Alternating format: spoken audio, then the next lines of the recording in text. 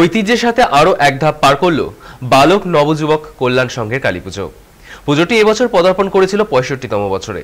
দীর্ঘ ৬ দশকেরও বেশি সময় ধরে সমাজ কল্যাণ ও সংস্কৃতি চর্চার মাধ্যমে নিজেদের এক বিশেষ পরিচিতি গড়ে তুলেছে ক্লাবটি।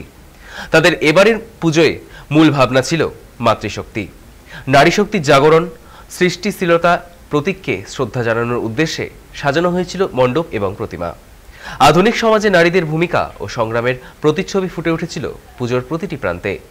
শিল্পসজ্জা থেকে আলো, প্রতিমা থেকে পরিবেশ, সর্বত্রই ছিল এক অনন্য বার্তা, যা নারী শক্তির উদযাপন। ঐতিহ্য ও ভাবনার মেলবন্ধনে এবছরও দর্শনার্থীদের মন জয় করেছে বালক নয় যুবক কল্যাণ সংঘের পুজোটি।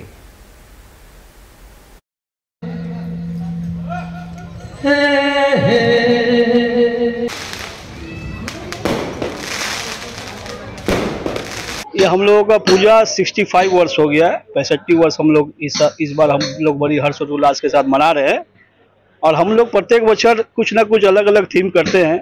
इस बार हम लोगों ने थीम रखा है माँ शक्ति। जिस तरह से हम लोग यहाँ पर दिखाया जा रहा है कि माँ शक्ति हम लोग के ऊपर जिस तरह से आशीर्वाद दे रही है, उसी के हिसाब से हम लोग ये इस बार का थीम रखे हुए। 65 বছর পর্যন্ত এসছে এই এলাকার ছেলেরা সবাই মিলে একসাথে কাঁধে কাঁধ মিলিয়ে এরা কাজটা করে যাচ্ছে।